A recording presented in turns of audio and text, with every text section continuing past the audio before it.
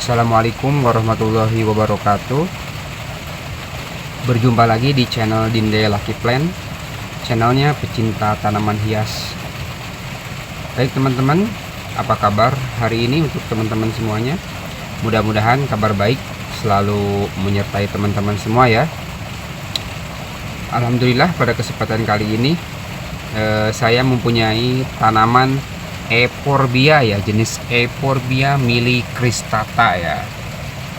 Euphorbia millicristata ya teman-teman ya. Di sini saya mempunyai tanaman Euphorbia millicristata, ini tanaman yang jenisnya berduri ya. Euphorbia ini ada yang berduri, ada yang enggak juga sih. Ini yang berduri yang saya punya ya kebetulan. Euphorbia millicristata di ukuran pot 10 cm. Sini akan saya bahas adalah bagaimana cara memperbanyak tanaman Euphorbia millicristata ini ya teman-teman ya. Di sini saya akan sharing atau berbagi ya sedikit atau pengalaman saya ya. Selama saya memelihara Euphorbia ini, salah satu cara untuk memperbanyak tanaman ini adalah salah satunya adalah dengan cara memotong bagian batang ini ya, memotong dan menancapkannya. Berbeda dengan Sansevieria ya. Kalau Sansevieria dipotong dia tumbuh tunas. Nah kalau ini dipotong dia nggak tumbuh tunas, tapi ntar di sini dia tumbuh menjadi tanaman dewasa ya. Nah di sini adalah saya pilihkan pohon yang banyak cabangnya seperti ini.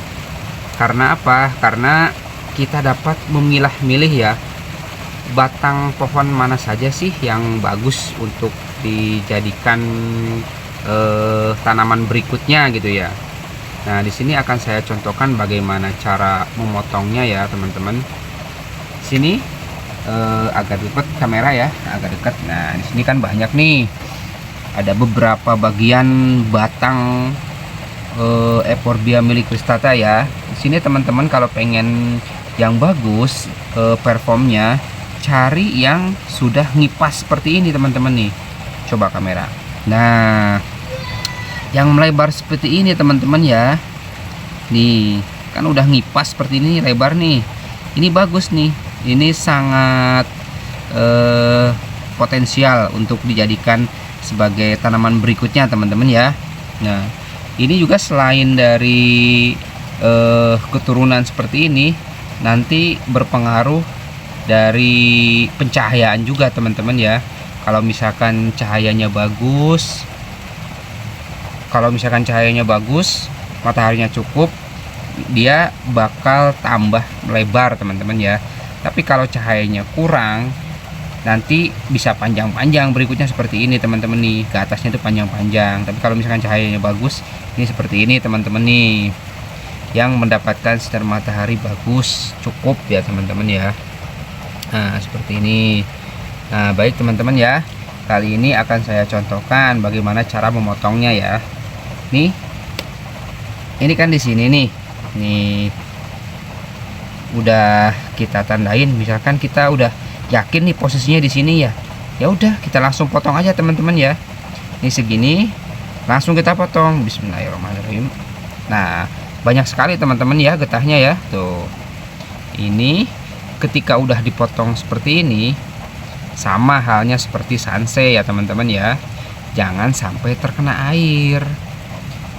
Diamkan di tempat yang teduh, sejuk ya, minimal 1 kali 24 jam sampai lukanya ini benar-benar kering.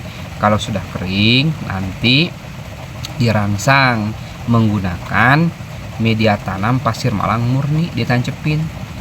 Ketika sudah berakar, baru dipindahin ke media tanam biasa. Ini ya teman-teman ya. Lanjut untuk kita potong teman-teman ya. Nah, ini satu. Nih. Lanjut kita potong. Nih teman-teman ya, ini yang bagus nih. Kita potong teman-teman ya. Nah, ini bagus tuh teman-teman tuh. Ini daunnya juga gondrong seperti ini, bagus teman-teman ya. Ya kalau misalkan asupan sinar mataharinya cukup, dia bisa lebih lebat lagi nih daunnya teman-teman ya. Dan ini si batangnya ini bisa tambah melebar teman-teman. bagus seperti ini ya. Nanti ketika ditancepin ini kan jadi seperti ini, pendek tapi dia rimbun dan lebar gitu ya teman-teman. Oke, lanjut ke batang berikutnya teman-teman ya. Iya, ini sebelah sini teman-teman nih. Kamera tolong. Nah, ini ya teman-teman, kita potong lagi.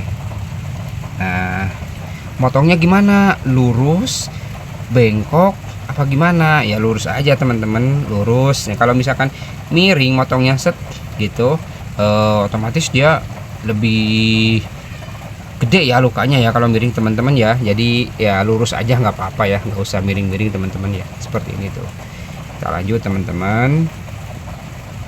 Nah, teman-teman boleh memilih batang yang mana aja sesuai selera teman-teman sih. Kalau saya sih sukanya yang lebar-lebar seperti ini teman-teman tuh, yang lebar seperti ini ya, biar performnya bagus gitu teman-teman ya. Kalau di Sansa itu roset lah, ini kan udah ngipas juga ya, seperti ini. Potong lagi teman-teman ya, ini seperti ini tuh. Pokoknya kalau misalkan teman-teman punya di rumah tanaman Euphorbia millicristata seperti ini yang udah panjang-panjang seperti itu ya, yang tingginya udah nggak karuan, udah potong aja teman-teman ya. Yang seperti ini pun bisa nih potong ya. Mungkin cukup aja ya yang dipotong segini dulu ya.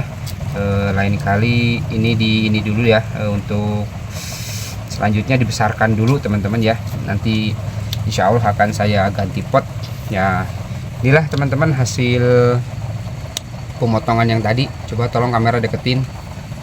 Nah, ini ya teman-teman hasil pemotongan yang barusan ya teman-teman ya. Ini nah, ini setelah kita potong ini kita simpan di tempat yang teduh, yang sejuk sampai lukanya benar-benar kering. Kalau ini kan masih luka basah nih, masih banyak getahnya. Jadi jangan dulu dimasukin ke media tanam, takutnya busuk. Kita taruh dulu di tempat teduh kurang lebih 1 hari, baru besoknya ditanam di media untuk merangsang akar, yaitu pasir malang murni ya teman-teman ya. Seperti itu kurang lebih. Mungkin untuk sharing kali ini mengenai Euphorbia millicristata cukup sekian aja teman-teman ya. Kurang lebihnya saya mohon maaf. Terima kasih. Wassalamualaikum warahmatullahi wabarakatuh.